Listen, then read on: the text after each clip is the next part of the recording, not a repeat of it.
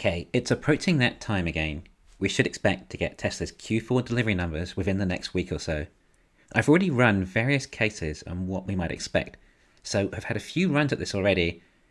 We do have more information now, so hopefully we can get a close idea of what to expect.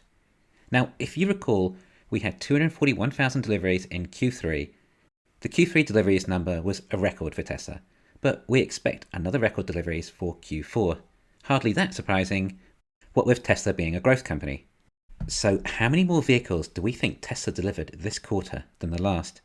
We'll calculate the production numbers first and work out deliveries from there. Let's start with Fremont and the Model S and X lines. Tesla managed to deliver over 9,000 Model S's in Q3 through ramping up the new refreshed Model S. Given that this vehicle has such high profit margins, I would say it likely Tesla would do what they can to ramp up production of the Model S, by which I mean the Model S would likely get priority over parts and shifts.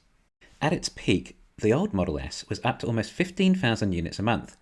I actually think it's possible Tesla could be at this rate again. That's how much more popular Tesla has become. The Model S is still a design from 10 years ago, and it still has a huge waiting list and costs $130,000. I think that is incredibly impressive, and one more indicator in just how popular Teslas are in the market. But when you can make a car that is the fastest in the world without an outrageous price tag, that is reliable, safe, can fit 5 adults comfortably along with luggage, etc., etc., and it only costs this much, then it's going to sell. Compare that with an entry-level Ferrari, the California. It's still $200,000 and is incredibly slow with a 0 to 60 time of 3.4 seconds. Even my much lower cost Tesla Model 3 is quicker than that Ferrari. Sure, I may not have the same performance when I hit about 100 miles an hour or something, but you rarely need that much performance when you're going that fast already. I mean, I guess I should really be comparing the Ferrari to the Model 3, which is a quarter the price, rather than the Model S. Anyway, this just goes back to how good value Teslas are. On top of the Model S, we also have Model X's coming out of Fremont now too. And when I said 15,000 units was about the highest we've seen for the Model S deliveries, well, Model X was about the same too. As in, collectively, they've been close to 30,000 units a quarter. Now, when the S was back into production after the refresh, we saw the numbers come back pretty quickly. This is not a new production line, just somewhat modified. There's no new revolutionary new production processes, or even a new model. In other words, it may not take long for Tesla to hit capacity of the S and X lines. I would not be surprised if Tesla actually managed 20,000 S and X units for the quarter. The forecasts are much lower though. I do, however, try not to let other forecasts influence my judgment. I really think Tesla have got at least 16,000 X and S's combined, but wouldn't be overly surprised if it ends up being higher. And I would eventually expect both lines combined to reach up to 40,000 units a quarter by around Q2 2022, possibly even higher, depending on what Elon meant when he said by doubling the production of those lines. Alright, moving on to the Model 3. Q3 production was down a little at Fremont for the Model 3. I thought this was due to the transition of nickel batteries to iron batteries for the standard range Model 3. My theory was that this meant the production line was down during the transition, hence why there are around 10,000 fewer Model 3s delivered in Q3 than Q2. I've heard other theories though too, that apparently the paint shop at Fremont is a big bottleneck and they're limited by that for all models. But it could also mean that now Tesla are using LFP batteries in their Model 3s in Fremont, that they're less battery constrained and could end up producing more Model 3s as a result. Anyway, I'm going to estimate that Fremont is back at around 50,000 units for Model 3. For the Model Y in Fremont, I'm going to keep that around the same as Q3.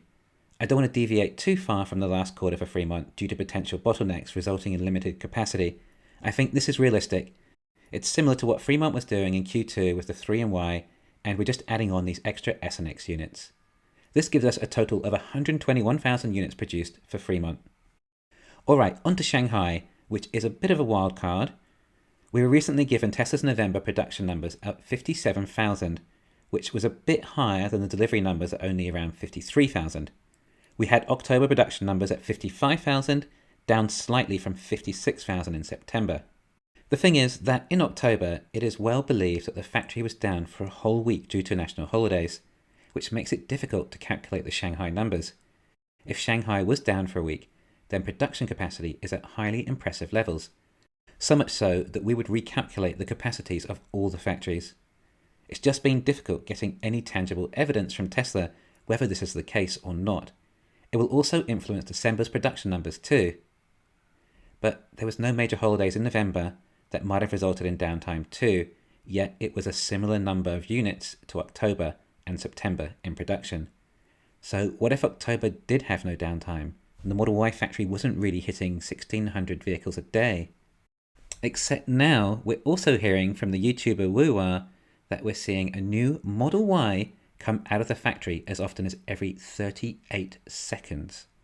We can explore what this means in another video, but if it was non-stop, every 38 seconds is 2,274 Model Ys a day and 830,000 a year. Just Model Ys and just from Shanghai. I mean, we are witnessing ourselves seeing them come out of the factory at this rate.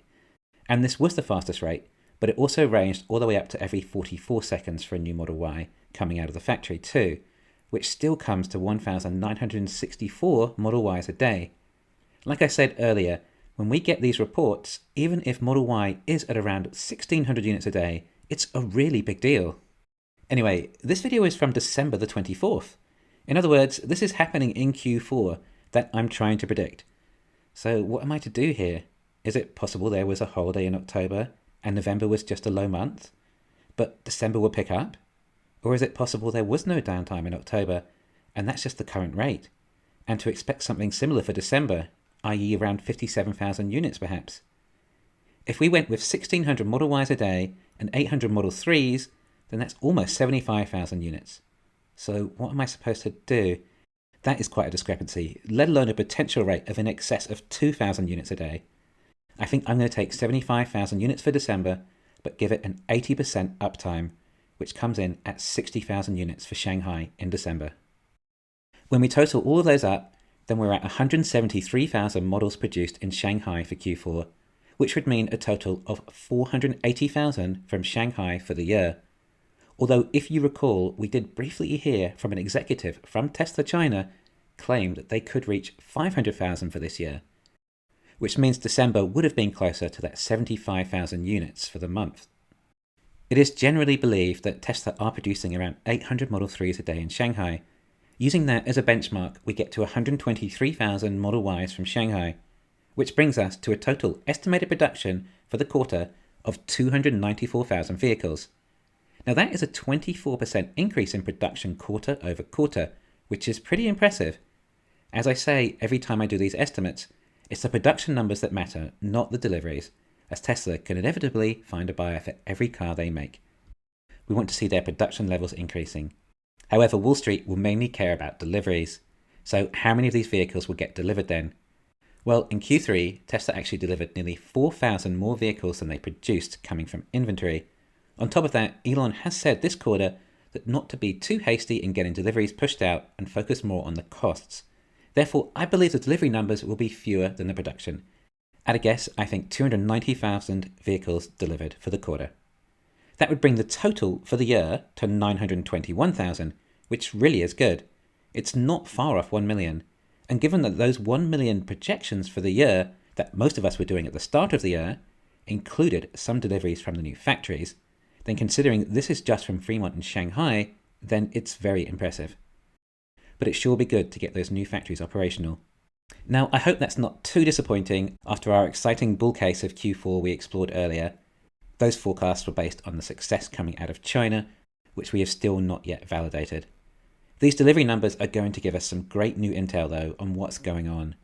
We'll find out more how capable Tesla are of ramping up their most profitable lines, the S and X. We should hopefully finally get some validation on what level China might actually have reached, and hopefully Model 3s at Fremont are back up too. I think there is a chance that these numbers could be 10,000 units higher than this, but this is the number I'm going to go with, and I don't think it would disappoint the market either. I haven't gone through the financials yet, but a very quick glance, net income appears to be up perhaps 70% from last quarter, which I think is going to surprise the market. Anyway, I look forward to all of you writing your estimates in the comments below, but I think this might be a tough one to guess. Thanks for listening. Please hit the thumbs up and subscribe. You can follow me on Twitter and talk to me on Patreon.